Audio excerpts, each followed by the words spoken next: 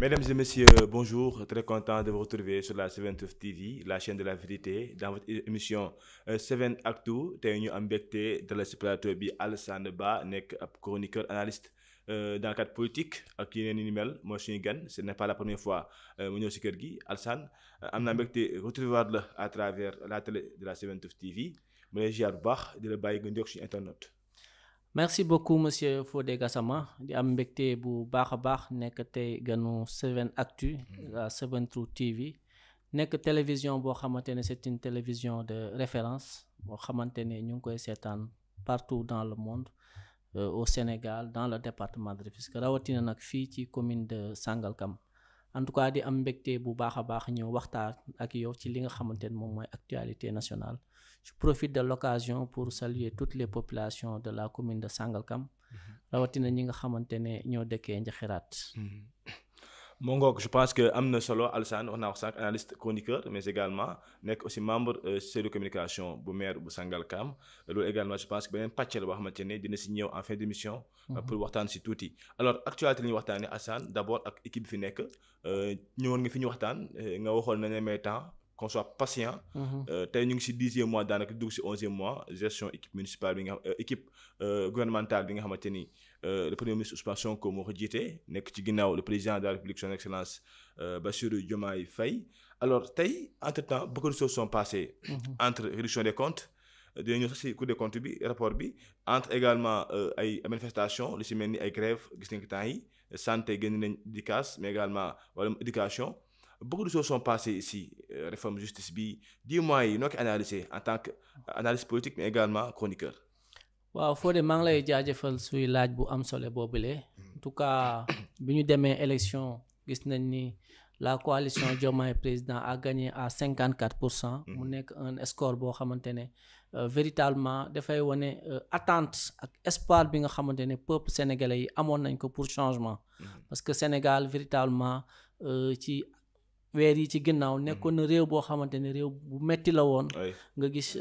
chaîne yu bari ñëw ubbi fii ñoo xamante ne ay antenne lañ pour jàpp ne Sénégal ni dafay nekk réew boo xamante ne dafay basculer dans la violence dans la tension yàlla jàppale ñu dem élection changement am sénégalais jël ses responsabilités tànn ki nga xamante ne moom mooy le président de la République Bassirou Diomaye Faye votel ko pour la première fois dans l'histoire du Sénégal un président gagné au premier tour à 54%. loolu nag mu wane ni véritablement qu'il y a beaucoup d'attentes sénégalais yi bëgg nañ changement mais bi loolu amee ba léegi gis nañ ni ils ont mis sur pied un gouvernement ci loolu tamit ñu dem am ay élections législatives ñu gagné ko largement installé ki nga xamante ne moom mooy le président de l'Assemblée nationale bokk ci seen parti muy Pastef waaye nag yaa ngi koy wax depuis 10 mois ba léegi gis nañ ni ils font des efforts véritablement pour essayer de satisfaire les préoccupations des populations waaye jafe-jafe yi fi nekkoon ba léegi mu ngi fi mun nañu wax le phénomène de l'immigration clandestine at yi passé wala weer yi passé gisoon nañ nu mu meloon nga gis jeunes yi di jël gaal yi comme niñ ko doon defee temps Macky Sall changement am na mais gis nañ ni ba tey jeunes yi ñi nga xamante ne ñu ngi jël gaal même su fekkente ne fi ñuy wax ak yéen ni nekk na loo xamante ne xaw na wàññeeku li nga xamante ne moom mooy la vie sociale gis nañ ni jafe-jafe yi nga xamante ne xëy na amoon na fi temps Macky Sall ba léegi jafe-jafe yooyu moom moo fi am je pense que c'est très tôt quand même de juger le régime actuel 10 mois bëriwul waaye mën nañu wax ni ñoom bi ñu fi ñëwee ba léegi coppite yi nga xamante ne xëy na sénégalais yi xaaroon nañ ko ba léegi am na ci loo xamante ne véritablement dafa des lan moo ko waral est-ce que nekkul héritage bi ñu hérité ci régime Macky Sall mu nekk héritage bu difficile la wala est-ce que gouvernement bi moo amagul les mécanismes pour véritablement que la mayonnaise puisse véritablement prendre effet lan moo ci nekk mais ak lu ci mënti nekk tamit jàpp naa ni attente yi nga xamante ne sénégalais yi amoon nañ ko avant 2024 ba voté à 54% am na lu bari loo xamante ne xëy na des na waaye nag nañ leen bàyyi ñu gën a doxal ba ci kanam parce que je pense que 2025 bi moo nekk année boo xamante ne dañ leen voté seen premier budget te seen premier budget boobu noonu élaboré wuñ ko bu ñu demee nag xëy na ba ci kanam dinañu gën a de façon beaucoup plus étendue dinañ gën a mën a véritablement pencher wu sur ñoom lan lañ fi def waaye boo defee taxaw seetlu comme ni ma la ko waxee woon sànq tey boo xoolee front social bi mu ngi en ébullition parce que étudiants yi comme niñ ko doon defee parce que temps yi fi président Macky Sall nekkee le premier ministre Ousmane Sonko président de Pastef bu daa génn di wax da ngay sentir que xëy na ñoom bu ñu ñëwee rek problème sénégalais yi yëpp dafay nekk loo xamante ne dafay jeex peut-être loolu aussi il a été un peu victime de son discours en tant qu'opposant moo tax tey gis nga étudiants yi comme ni ma la ko waxee woon sànq ñu ngi génn di protester pour seen bourse front social yi syndicats yi ñu ngi commencé di génn di manifester pour véritablement ñu mën a améliorer seen conditions de vie donc li ñu commencé def man jàpp naa ni am nañ volonté pour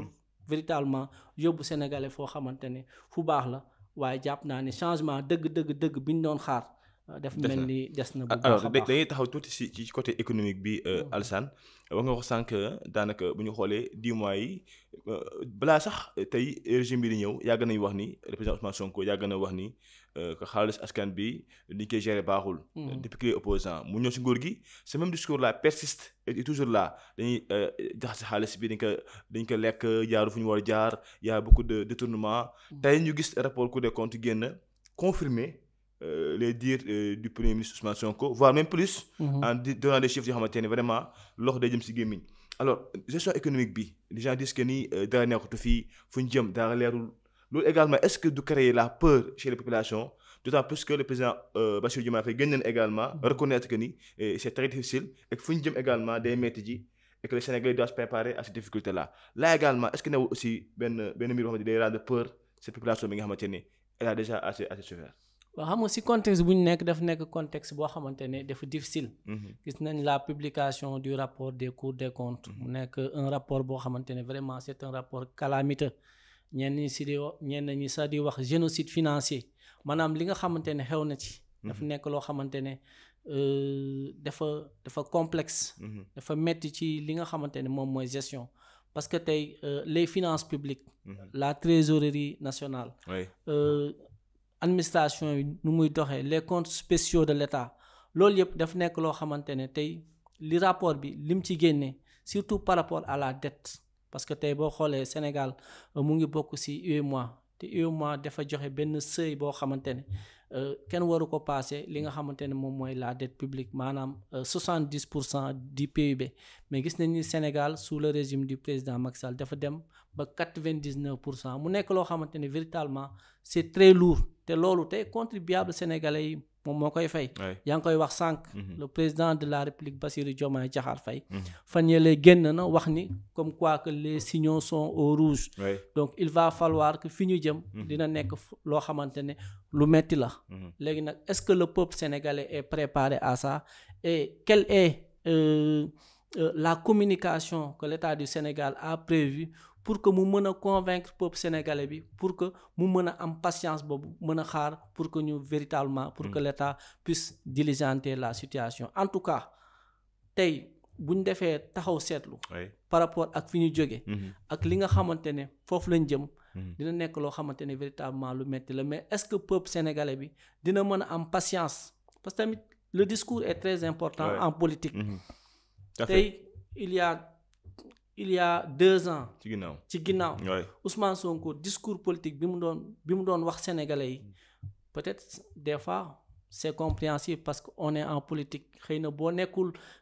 dans l'appareil d'État boo nekkul à l'épreuve du pouvoir am na loo xamante ne xëy na moom doo ko xam mais da ngay sentir ne tey ñi nekk fii nii tey nekk ci biir état bi li ñu dem ba gis ko ci biir état bi ak état ni mu war a doxee ak urgence yi nga xamante ne nekk na fi ak salaire yi nga xamante ne war nañ ko fay ak charge yi nga xamante ne état bi am na ko ñoom li ñu wane ni mooy véritablement si ay difficultés la ñu jëm mais comment convaincre les Sénégalais pour que ñu am résilience ñu am patience pour mën a accompagner état bi pour ñu génn si difficultés yooyu c'est là où est le problème. Alors c'est là où est le problème parce que mooy li ma la wax sànq. 54%. C'est parce que les Sénégalais ont décidé une seule fois de régler le problème maanaam tour. régler ko benn yoon c'est une décision maanaam nekkuñu fii di xaar ay deuxième tour déedéet sénégalais yi dans leur ensemble dañ jël option ne nañu def changement nañ fi jëlee président Macky Sall parce que def na nangam mu ngi jël nit ñi di leen tëj gis nañ ni nit ñi dañoo sonn sur le plan social léegi la solution c'est qui la solution c'est Pastef bi ñu waxee la solution c'est Pastef président Ousmane Sonko joxoñ ñu ki nga xamante ne moom mooy président Bassirou Diomaye Faye ñu fal ko à 54%. Donc solution boobu la sénégalais yi di xaar léegi nag par rapport à ce contexte quel comportement le peuple sénégalais va avoir par rapport à cette difficulté est-ce que dañ koy toog muñ ko ba changement am wala nu muy demee mais ak lu ci mënti nekk man jàpp naa ni laissons le temps au temps dinañ xam ni bët fan lay mujjee ak waa ne alors Alassane ce que je veux te demander mais par rapport ak li nga xamante ni mooy la stratégie adoptée par le gouvernement qui est là ñoom nee nañ dañu bëgg wax ak askan bi dëgg su méttee dañu gaañ naan métti na duñu làq dara est-ce que tout doit être dit quand on gère l'État waaw man je trouve que sur le plan de la communication parce que état boo xoolee en réalité mythe la li nit ñi di gis ci biti ak li nekk ci biir bokkul je pense que état bi war na gën a xoolaat communication même par rapport aux partenaires. parce que opposition yi nee nañ jooy bi daa bëri loolu gars yi wax ñu ne lu ñuy jooy daa bëri c'est le moment de travailler et de laisser arrêter de se plaindre. parce que tey am na discours boo xamante ne xëy na boo ko véhiculer partenaires yi bu ñu bëggee ñëw dañuy réticent li ci des aussi mooy que Pastef dafa jaay sénégalais yi un programme sénégalais yi jënd programme bi les sénégalais ont sanctionné le président Macky Sall parce que am na loo xamante ne defu ko am na loo xamante ne def ci nekkoon ñu sanctionné ko indi leen donc véritablement xaaruñu ay peut-être discours yoo xamante ne lii lañ fi fekk nangam non discours bi ñu xaar mooy un discours pour véritablement trouver des solutions aux préoccupations des Sénégalaises mais na nekk nag discours bu rationnel bu raisonnable comme ni nga wax sànq le président Ousmane Sonko il a dit que lépp loo xamante ne moom mooy dëgg nekk fi moom la ñuy wax nit ñi loolu jàpp naa ni lu baax la mais na nekk dans le sens de trouver des solutions aux problèmes des Sénégalais parce que man dama jàpp ni pour ñu xaarloowaat Sénégalais yi loolu dina nekk loo xamante ne day metti trop. alors tellement que fu ñu jëm day xaw a metti bu ñu xoolee nit ñi ni ñuy waxee ak ñuy communiquer on a vu Idrissa Seck ce matin génn ne moom dafa nar a wax. Bon c'est une information qu'on a reçue de la part de certains médias. Il dissole de son silence et lance le mouvement pour sauver le Sénégal. Donc on a l'impression que moom jàpp na ni. On va tout droit vers le mur. Et que il faut que mu am benn structure bi ñëw. indi ay plan de travail pour mën a changer li nga xamante ni. mooy visage du Sénégal. Là également est-ce que wane wu peut-être que encore une fois l'avenir semble flou si l'on se base sur cette décision de Idrissa Seck. xam nga politique daf nekk loo xamante ne lu complexe la. oui en tout cas il y a 1 an ci ginnaaw. bi ñuy wala 10 mois ci ginnaaw. bi le président de la République Bassirou Diomaye Faye di gagné. ñu koy installé à la tête du Sénégal. tey bu ñu waxoon 10 mois. ci kanam nii lay mel. ba xoolee tey Alliance pour la République ñu ngi remobiliser waat ñu ngi am sa matière. tout à fait ñenn nit ñi commencé leen may bopp. tey pourtant 10 mois 11 mois ci ginnaaw ñoom ñoo fi nekkoon ñoo xamante ne ñoom la ñu gënoon bañ ci en terme politique. boo xoolee Idriss Seck peut-être dafa bëgg bénéficier wu ci contexte bi. xam ni xëy na. am na loo xamante nit ñi ñu ngi ko doon xaar. te kiiwaguñ ko mu bëgg rebondir. mais est-ce que il pourra rebondir par rapport à ce contexte en tout cas c'est une question qui mérite véritablement d'être posée. parce que boo xoolee tey ci politique Sénégal fi ñu jëm. c'est une nouvelle génération moom moo fi nekk. te je pense que c'est très tôt même si c'est difficile quand même mais c'est très tôt de dire globalement que l'État n'a pas apporté des solutions surtout gis nañ ki am na ay des volontés parce que tey ils ont fait des efforts pour diminuer le coût des denrées de première nécessité même si c'est pas effective même si loolu taxul ba tey ñu ngi sentir que socialement les familles éprouvent beaucoup de difficultés sur le plan de la justice am na ay réformes yu ñu def et je pense que par rapport ak loolu Idriss Seck dafa bëgg xool te xam nga Idriss Seck daf ne koo xamante ne il est éloquent loo ko mënti compte aussi xam nga ni quand il parle nit ñi dañ koy déglu donc après un long silence je pense que il veut rebondir et peut-être essayer un peu de bénéficier du contexte Ouais. pour avoir tuuti de la renaissance politique en tout du cas crédit, nañ ouais. ko déglu pour xool déglu xam li muy wax si ban côté lay waxee est-ce que bu ñëwee il va wax jëm ci côté opposition ou bien dafay génn discours balancé wu ci côté pouvoir bi parce que depuis boobu mu ngi nekkoon ci benn silence qu'est-ce que Idrissa Seck va dire donc en tout cas leçon jusqu'à sa sortie pour que véritablement ñu xam lan lay wax ñu am liñ ci mën a indi benn interprétation. waaw dimanche lañu wax la war a génn wax ak sénégalais yi depuis Thiès on va suivre ça de très près fu ñu jeexalee Assane balaa ñu ñëw ci wàllum sport ak li nga xamante ne mooy décision police nationale mooy jubal jubanti la ñu woote il y a beaucoup de choses qui ont été améliorées qui ont été revues dans le cadre de la presse même dans le cadre également des autres domaines de la vie sociale bëri na ay pàcc yu ñu laal jakatamaan aussi ñu ngi xool ñu ngi di régulariser tout ça ça fait du bruit mais c'est bien parce que ça réorganise la société mais jàpp nga ni les Sénégalais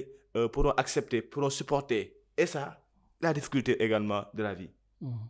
waaw xam nga le projet jubal jubati c'est un bon projet parce que dafa am li ñu bëgg mooy indi ay coppite ci dëkk bi parce que tamit ñun ñëpp ñoo dëkk Sénégal gisoon nañ pratique yi fi amoon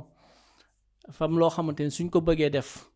faaw ku nekk am loo sacrifier ci sa bopp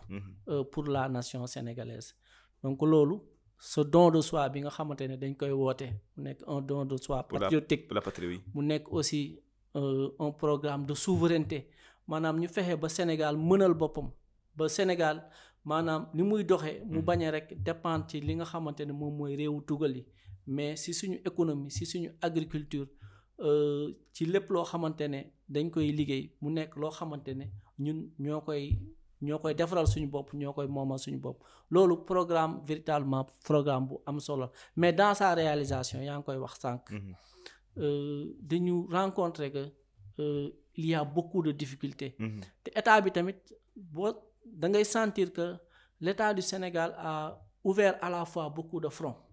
te loolu est-ce que du leen indil ay jafe-jafe dans la mise en œuvre de leur programme te réalité état mooy ni ma la ko waxee woon sànq la réalité de l'État boo ñëwee nekk ci dossier yi nga nekk ci mbir mi nekk ci liggéey bi ba pare sur le plan politique tamit attentes yi nit ñi di xaar nga war a gérer un parti loolu yëpp dafa nekk autant d'éléments yoo xamante ne c'est très complexe laaj na dal laaj na un discours boo xamante ne c'est un discours apaisé laaj na li ngay def nga def ko pas à pas méthode par méthode mu bañ a nekk loo xamante ne rek da ngay ubbi fii front ubbi fee front bu yàggee da ngay dem ba véritablement da ngay affaiblir parce que front yooyu yëpp yi ngay ubbi ak dige yi nga xamante ne da nga koy dige bu fekkente ne mënoo ko respecter mënoo ko satisfaire bu yàggee population yi dañuy dem ba commencer révolter wu dañuy dem ba sa militants yi nga xamante ne xëy na ñoo la fal sax dañuy dem ba commencer am impatience parce que résultat la nit ñi di xaar tout à fait sénégalais yi fi mu toll nii xaaruñu discours jóge attaquer diw wala attaquer diw mais résultat par rapport à leurs préoccupations bu ñu bëggee jàng mën a jàng bu baax bu ñu bëggee faju si as néew bu ñu demee ñu mën ci faju ak yeneen régler le problème du transport loolu la nit ñi soxla parce que tey boo xoolee sur le plan des infrastructures lu ci gën a bëri régime bi passé def na ko même su fekkente ne nit ñi ñu ngi discuter sur le coût de ces infrastructures là et je pense que le régime de Pastef li mu war a attaquer wu mooy les urgences sociales te tey par rapport ak ni nga gisee syndicats yi di jóg nga gis étudiants yi di jóg donc loolu dafa nekk loo xamante ne c'est des signaux yoo xamante ne buñ ci taxawul bu demee ba ci kanam mën na jur loo xamante ne xëy na mën na bañ a baax mais su fekkente ne nag très tôt ils ont saisi le message mën nañu indi une communication véritablement une communication d'approche pour informer les Sénégalais ci liñ fi fekk. Ouais. ak aussi fi ñu leen jëme. tout à fait par rapport ak la satisfaction de leurs préoccupations. alors yaa ngi ko wax sànq on fait la transition pour dem ci côté assemblée nationale parce que yaa ngi ko wax sànq le premier ministre doit faire face à l'assemblée nationale ce vendredi-ci la ngay xaar si moom exactement parce que li fi jot a xew bëri na entre mu waroon def li nga xamante ni mooy déclaration politique générale am mu indi fi coow bañ tas dissoudre assemblée bi. defaat élection législative ñoom moom mu gagné parti am gagné boo xoolee massivement occupé également un très grand effectif boo xoolee si niveau député yi. alors léegi ngay xaar ci moom exactement en termes de message mais également de discours. waaw man je pense que c'est à saluer le fait que le premier ministre Ousmane Sonko dem à l'Assemblée nationale. wax sur les questions de l'actualité. surtout loolu véritablement c'est une bonne chose. te je pense que Ousmane Sonko yàgg na waxti nit ñi di ko déglu. et son discours aussi c'est un discours qui est toujours reçu. li ci des nag mooy maanaam man dama koy woo rek mu wax ci les questions techniques mooy comme ni nga ko waxee sànq. Sénégalais yi fi ñu jëm ici 2026 2027 lan la ñu préparer pour Sénégalais sur le plan de l'agriculture sur le plan du secteur de la pêche dans le cadre de l'éducation dans le cadre de la santé mu indi ci questions yooyu les questions politiques yoo xamante ne dafay ni ñuy jóg di attaquer diw wala di attaquer diw yooyu ñu tegoon di ko ci suuf ñu xam ne tey urgence yi bëri na yaa ngi wax sànq les jakartaman ak leneen urgence yi bëri na te urgence yi ni ñu jéem a attaqué wu ci urgence yi moo gën front politique bi ñu teg ko ñu bàyyi front politique bi ñu bàyyi ko ak opposition bi mais da ngay sentir que ñoom Pastef wala le premier ministre Ousmane Sonko si ay sorties yom dafay may matière opposition bi daf leen di jox matière pour que ñoom ñu mën a exploiter ay sorties pour ñoom aussi ñu def ay sorties nit ñi mën leen bàyyi xel ñu mën a dundaat. parce que boo xoolee APR. tey ñoom ñoo fi nekk. la principale force politique de l'opposition da ngay sentir que weer yi passé ak léegi ñu ngi commencer di génn di def discours boo xamante ne da ngay sentir que ñii ñu ngi commencer am matière. te matière boobu ñi leen ko may mooy ñi nga xamante ne ñoom ñoo nekk ci état bi kon. je pense que le discours du premier ministre Ousmane Sonko à l'Assemblée nationale nekk na discours boo xamante ne peuple sénégalais bi mu ngi koy xaar te dafa war a nekk une occasion de bonne communication une occasion de bonne communication pour informer les Sénégalais sur ce qui se passe ak sur les perspectives à l'avenir ak aussi le soutien du peuple sénégalais dans son ensemble dans le projet Jub Jubanti man dama jàpp ni loolu moo war a nekk seen programme ñu bàyyi li nga xamante ne moom mooy combat politique bi xeex politique bi ñu teg ko fële ñu jublu ci liggéey parce que mënoo nga xeex ci opposition ba nga jot pouvoir nga bëgg a continuer di xeex mënul nekk sénégalais yi mënuñu leen may loolu sénégalais yi lu ñu leen di xaar mooy sur un discours boo xamante ne cohérent qui met en exergue la solution à adopter pour satisfaire la préoccupation des populations yi parce que population yi tamit ku ko waxul da ngay wax lu la neex rek population yi sonn nañ te est-ce que dinañ mën a muñ toujours toog di xaar di patienter loolu moom gëwuma ko. Ça va être compliqué. Alors, on va suivre de très près cette communication du PM face à l'Assemblée nationale, face aux Sénégalais. Comme ça, nous avons une idée vraiment qui fait un gym avec nous qui demain. Alors, à ce moment côté sport, on a vu la police nationale donc prendre cette mesure-là, c'est-à-dire d'aller sur le plus organisation, le plus sécurité, l'ambe, en tout cas pour un temps bien défini. Donc, quand il est dire, mais encore pour un temps indéfini, je veux dire, c'est-à-dire à une date ultérieure, on ne sait pas encore quand il est revenu à cette décision.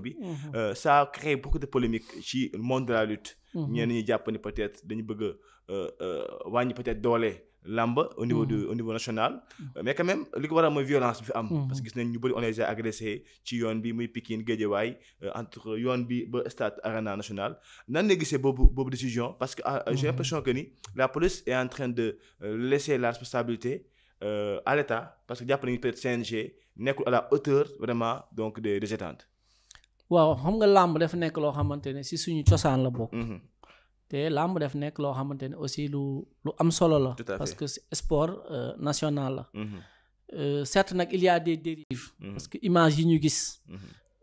bu làmb bi tasee wala même avant muy tas am na ñoo xamante ne comme ni ñuy wax ñiy gàmm ak ñiy raas dem bokkuñu am ñoo xamante ne dañuy laaxaale ci affaire bi pour véritablement def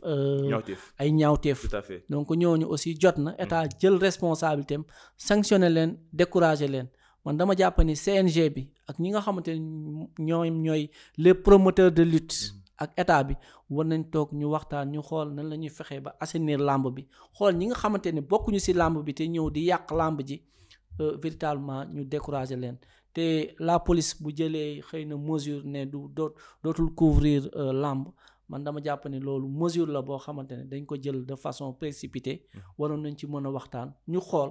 parce que làmb bi boo xoolee dafay guddi te loolu war nañoo mën a jël ay mesures ba nga xamante ne làmb dina am mu bañ a guddee ñu encadrer ko ñi nga xamante ne aussi mooy ñiy organiser làmb yi promoteurs yi ñu am benn cachet boo xamante ne dañ koy dindi teg ko exclusivement pour la sécurité bu ko defee ñu jël ay éléments yu doy yu mat ñu teg ko à leur disposition ñu mën a sécuriser li nga xamante ne moom mooy arène nationale ak li ko wër yëpp parce que làmb bu amee ñi dëkk foofu yëpp véritablement dañuy am ay jafe-jafe yu baax a baax donc loolu laaj na ñu xool comment faire pour trouver une solution donc dama leen di woo ci waxtaan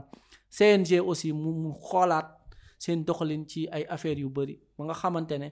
làmb ji daal dina nekk loo xamante ne dina neex nit ñi parce que làmb nit ñi ñu bëre ko bëgg làmb su amee da ngay sentir benn ambiance mais aussi da ngay sentir daal nekk na loo xamante ne nit ñi bëgg nañ ko comme que nit ñi bëgg nañ ko nag nañu xool li nga xamante xëy na bokku ci te muy lor doomu aadama yi ñu dindi ko si véritablement ba mën a protéger nit ñi ba mën a assurer li nga xamante ne moom mooy la sécurité des personnes et des biens. mais instant loolu est-ce que également wax naa ko sànq nekk loo xamante ne yàggu nañ ci wax parce que depuis daaw vous allez voir au niveau de l'image qu'on va mettre ci écran bi CNG jëloon ni matuwaay nii lamb dee teel a jeex depuis combat Balla Gaye 2 ak ki nga xamante ni mooy Tapha Tine mais malgré ça on continue à dépasser heure bi ñu waxante woon mënuñu respecter ba léegi yooyu engagement tey ba ñu xëyee gis nga ñu titré le CNG médecin après la mort ba mu yëgee ni police jël décision arrêté li nga xamante ni mooy sécurité lamb ji pour un moment bien défini en tout cas CNG ci la jël ay matuwaay moom changé ne indi na yeneen kii un démarrage plus cadré des combats plusieurs engagements pris par les promoteurs la discipline lors des face to face entre lutteurs au menu donc il vient après cette décision de la police est-ce que loolu également remettre encore une fois responsabilité ak autorité bi nga xamante ne CNG war na ko am jëmale ko ci li nga xamante ni mooy lamb de façon globale. waaw par rapport à ces situations moi je pense que le CNG a failli à sa mission.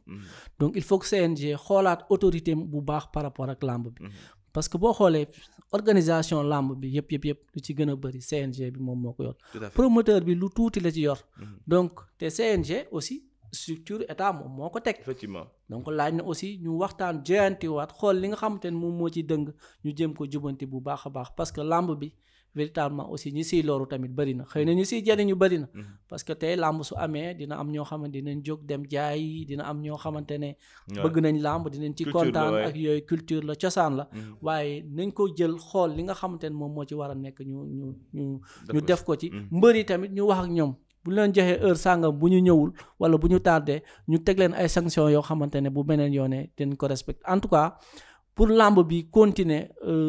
nekk véritablement un sport boo xamante ne dina am njëriñ. dafay laaj ñu indi ci ay joyanti yoo xamante ne ku nekk. li nga ci war a respecté nga respecté ko ci boo ko ci respecté wul véritablement ñu indi ci ay sanctions. ok on a vu foofu la ñuy jeexalee balaa ñëw ci dernier point bi on a vu certains acteurs de la lutte yu naan sécurité bi yëpp am na ci fi nga xamante ni mooy stade bi. dara xewul lu ñaaw ci stade bi tout a été maîtrisé. am na ay billets yoo xamante ne nag nit ñi jël nañ seen billet dugguñu ci biir. loolu je pense que ay problème la entre ki organisé ak ñi nga xamante ni ñooy CNG. mais je dis que lu bëri lay xewul ci stade bi donc. Malick Thiandoum par exemple. donc déglu ma wax loolu la njëkk a wax. ce qui s'est passé c'est au niveau des rues. loolu de responsabilité CNG de responsabilité promoteur bi responsabilité ministère de l'intérieur la. là également ndax da ngay confirmer boobu analyse. waaw loolu man je pense que il faut juste qu'il y ait des mesures d'accompagnement parce que aussi maanaam tey boo xoolee nit ñi bu ñu génnee ci stade bi di dem. nga gis foule boobu loolu pour sécuriser ko dina nekk loo xamante ne lu métti mais man jàpp naa ni. bu ñu gënee waxtaan affaire yi teel a pare parce que fekkee lamb bi dafa guddee pare am na yoo xamante ne doo ko maîtriser mais bu fekkee 18h 19h lamb ji pare na dina am loo xamante ne xëy na bëccëg la dina am loo xamante ne nit ñi dañ ko mën a maîtriser ak les forces de l'ordre nañu xool daal nan la ñuy waxtaanee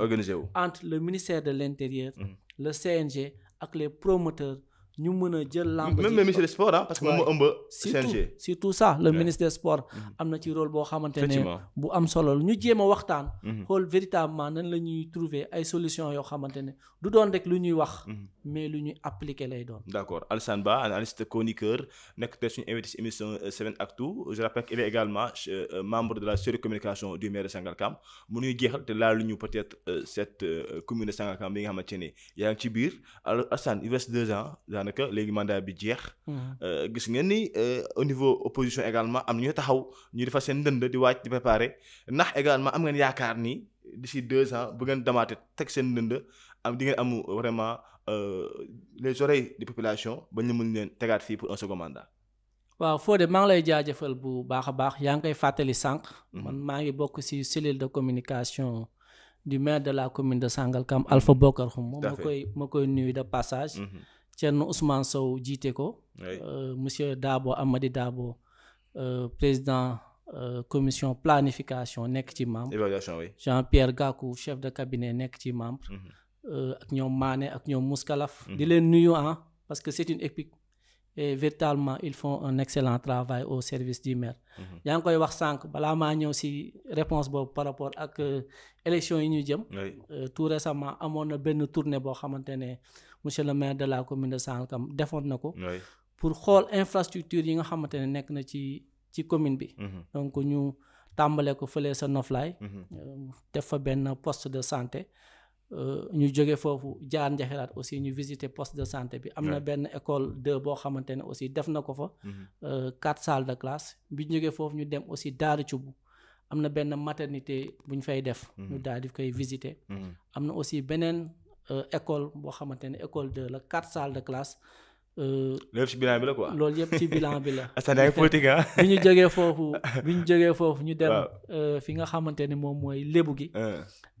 ñu gis ni aussi la commune de Sangalkam mu ngi fay construire 3 salles de classe ak un bloc administratif jóge foofu ñu dem fi nga xamante ne moom mooy ADD Almadi ñu gis aussi que ñu ngi fay tabax ay salles de classe mooy fi ñu nekk ni 3 salles de classe plus un bloc administratif beneen projet bi mooy c'est un projet de l'État c'est pas un projet de la commune mais nag comme si commune bi la nekk aussi dem nañ visiter ko mooy le nouveau lycée de Kounoune xamante ne véritablement population yi dañ ko doon xaar donc fi ñu mujjee woon ñu dem Kër Ndiayloo dem visiter la maison des mères pour les enfants qui souffrent de cancer mu nekk coopération avec Idrissa Gana Gueye effectivement ñu mujjee fi nga xamante ne nag mooy la maison de la femme nga xamante ne le maire de la commune de Sangalkam def ko jagleel les femmes de la commune de Sangalkam foofu la defee discours de clôture visitu chantier yi on a suivi ça waaw donc mu nekk loo xamante ne un événement pour ku ko gis dina xam ni tey le maire de la commune de Sangalkam nekkul dans le discours il est dans le temps de l'action mu ngi liggéey parce que maison de la femme boobu ñu ngi ko war a inaugurer le 8 mars cette maison sera mise à la disposition des femmes. D'accord. Plus un montant de 10 millions pour que ñu démarrer ci seen activité de financement donc sànq yaa ngi doon wax. loolu binaa la waaw d'accord ak par rapport ak élection yi ñu jëm waaw fu ñu jëm. ñun monsieur le maire chaque jour def ñu koy wax. xam nga ki yenu di dem wala ki nga xamante ne dañ ko taxal caq ak ki nga xamante ne dafa yor baatu neen bokkul monsieur le maire dañ ko yónni yàkkamti ko jox ko ay responsabilités ci liggéey la ñu nekk élection pour man ñëwagul. ah c'est bientôt non bientôt léegi mu ñëw je suis d'accord mais maanaam des na. ñi nga xamante ne xëy na yoruñu benn responsabilité dénkuñu leen dara am nañu temps pour dem di def politique di wax di def lu leen neex mais ñun si bilan la ñuy xaar si ñun te ci bilan boobu ci loolu lañ nekk monsieur le maire à chaque fois li mu ñuy wax dafa ne certes nous sommes des acteurs politiques dañuy politique mais duñu jël suñu temps yëpp di ko def si politique li ëpp suñu temps dañ koy jël def ko ci liggéey li nga xamante ne mooy liggéey askan bi xool lan la askan bi soxla ñu jéem a xool nan la ñuy satisfaire préoccupation des populations. D'accord. loolu moo tax d'ici bientôt. war nañ dem ci inauguration poste de santé. D'accord. bu noflaay bu ñu jógee ci li nga xamante ne. waaw moom mooy inauguration maison de la femme le 8 mars. asa loolu bilan la loolu dinaa invité sax fii benn spécialiste mairie bi mu ñëw ñu teg bilan bi faram-fàcce ko parce que aussi y a des questions yoo xamante ne askan bi bëgg na ko xam ci bilan boobu ngeen di wax na benn mbir yoo xamante ne leeru si bopp askan bi te bëgg naa nit ñi am ci lu leer nañ dinaa fi invité kenn si yéen ku nga xam ne day ñëw ñu waxtaane exclusivement le bilan voilà activité ci kaw activité maintenant politiquement laay waxee Alassane gis nga gars yi si suuf ñu ngi liggéey ndax seen xel dal na est-ce que amoo leen jaxasoo par rapport ak fi ñu jëm parce que même ba si conseil municipal bi sax man je sais que ni dina am ay ténor yooyu taxaw dafa seen bopp ndax loolu également tiitalu leen non loolu tiitaluñu parce que ku xam monsieur le maire xam ni déjà la personne nekk na ko xamante ne nit ñi xam nañ ko ci commune de Sangalkam te élection yi ñu jaar yëpp même su fekkente ni ci coalition la ñu dem gagné nañ ko muy élection locale muy élection présidentielle ba ci élection législative yi ñu mujjee nekk na élection yoo xamante ne dañ ko remporter partout haut la main politique nag ak ambition moo ànd tey du ñàkk ñu dem ci élection am ñoo xamante ne xëy na ñu ngi ci équipe municipale bi wala ñu ngi nekk ci beneen camp ñu présenté wu mais bu boobaa dañu bàyyi population yi ñu jugé population yi ñoom ñooy taxaw tànn ki nga xamante ne moom moo leen gënal mais par rapport à ça man je trouve tey par rapport ak bilan bi nga xamante ne am nañ ko sur le programme 44 9 24 44 engagements dans les 9 domaines de compétences dans 24 localités yooyu yi ñu defoon man jàpp naa ne l'objectif est atteint à 80% te tey monsieur le maire su génnoon tey di dem di jàkkaarloog askanam muy Njaxiraat muy Daaru Cub muy Sangalkam bu leen ne ay la yëwan lii laa leen digoon mais def naa ci nangam mais nangam ak nangam moo ci des man jàpp naa ni population yi ils vont applaudir les deux mains. ci sama xalaat personnel. d'accord kon confirmé nga ni il va chercher un deuxième mandat. non loolu tamit mun ma ko confirmer parce que loolu peut-être kiiwu personnel la mais selon tey lu mu liggéey. bu fekkente ne monsieur le maire taxaw na. bëgg un deuxième mandat dem ci population yi ci li mu leen diggee ci programme bi nga xamante ne amoon na ko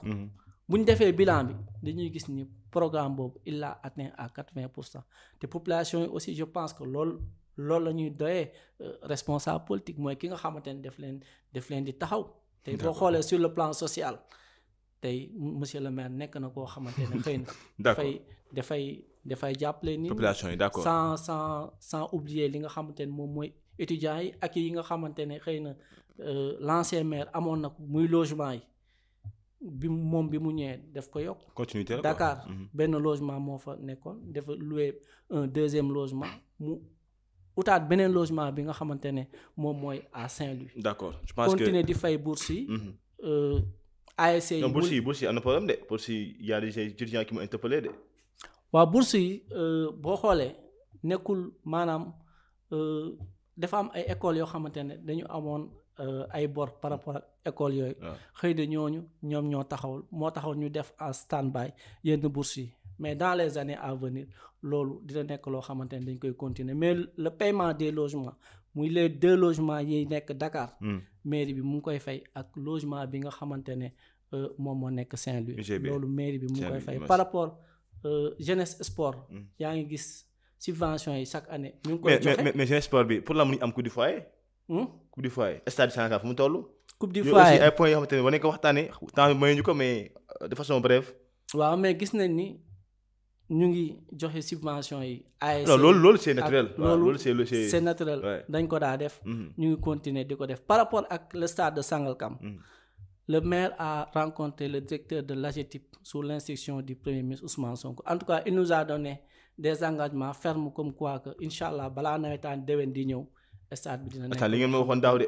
mais daaw la ngeen waxoon. en tout cas incha allah déwén yi ñëwaat ngeen waxaat loolu. en tout cas il a donné des engagements donc laissons le temps au temps est-ce que ça va se réaliser ou ça ne va pas se réaliser coupe du foyer moo la wala coupe du maire. coupe du maire je veux dire coupe du foyer voilà autant pour moi coupe du maire. aussi amagul ba léegi. waaw 3 ans. coupe du maire depuis bi ñu toogee amagul mais jàpp naa ni ci 2025 bii nii dina am parce que fi ñu jógee tamit nekk na. contexte boo xamante ne xawoon na difficile. par rapport ak l'ancien régime boo xoolee régime bii nii mu ngi toog ça fait 10 mois. mais tey ku def taxaw seetlu da nga sentir que le maire Pape Sow c'est une réalité politique incontournable dans la commune de Sangalkam xëy na bëriwul coow bëriwul bruit mais li nga xamante ne moom la ñuy doyee maire loolu véritablement mu ngi ci. d'accord à chaque fois population bu soxla dinañ ko gis. d'accord mu ngi def kéemtalaay kàttanam comme ni ñuy waxee nag daañu dajul suuf maanaam nous ne prétendons pas que tout est parfait. non mais je pense que si suñu kéemtalaay kàttan li nga xamante ne population yi sas nañu ko. véritablement ñu ngi ciy xar suñu tànk tubéy. te di nag di appeler ñëpp à ce que ñu ñëw ànd liggéey parce que keroog bi ñu defee tournée bi monsieur le maire foofu la tëjee discours am. ñun nekkuñu monsieur le maire nekkul koo xamante ne daf nekk dans l'adversité ou bien dans l'animosité par rapport à ses adversaires politiques. C'est quelqu'un qui a beaucoup de respect même pour les gens qui prétendent être candidats à la commune. te donc ñu ngi ciy woo ñëpp. pour que Sangalkam mën a nekk commune boo xamante ne commune bu développé la. faaw ñëpp aussi indi ci seen touche personnelle bu demee nag bu politique jot ñu politique ñu jàkkaarloo et que le meilleur gagne. merci beaucoup Alassane Couliba waxtu bi ñu joxoon sax daanaka romb nañ ko. merci vraiment d'avoir accepté l'invitation ma bàyyi rek pour le mot de la fin rapidement. Fodé maa ngi lay jaajëfal bu baax a baax. véritablement am naa mbégte pour jàkkaarloo ci émission 7actu. mu nekk une émission de référence. yoo xamante ne nit ñi dañ koy suivre un peu partout ñun dañuy am écho yi. te gis nañ aussi la qualité des marques des invités que vous avez. te ku fi ñëw aussi da nga koy jox tout le temps. pour que mu exprimer wu mën a wax xalaatam donc ci loolu ñu ngi leen ci jaajëfal bu baax a baax. di la féliciter aussi si sa engagement nekk un jeune de la commune dëkk Sangalkam ñu yàgg la xam. nga nekk véritablement une fierté donc di la encourager ci dynamique ak ci ligne bi nga xamante ne véritablement jël nga ko et je vous donne rendez-vous très prochainement di nuyuwaat bu baax a baax. toutes les populations de la commune de Sangalkam rawatina waa Njaxiraat. di nuyu aussi monsieur le maire de la commune de Sangalkam Alpha Bokar Xuma di ko feddale suñu engagement. ak suñu accompagnement pour véritablement traduire sa mission au service des populations. merci beaucoup Alassane Couliba analyste chroniqueur merci également si disponibilité bi wax naa ko sànq chaque fois rek mbégte la ñuy am partage ak yow plateau bi parce que wax dëgg yàlla les analyses que vous faites vraiment sont très pertinentes et on sait que ni ku disponible également pour accompagner les chaînes rawatina yi nekk au niveau local di remercier également Edu sama technicien bi ci ginnaaw moom accompagne également pour mettre en place cette émission là di remercier bu baax a baax di leen souhaiter vraiment un excellent week-end et rendez-vous inchallah lundi pour notre numéro avec un autre invité.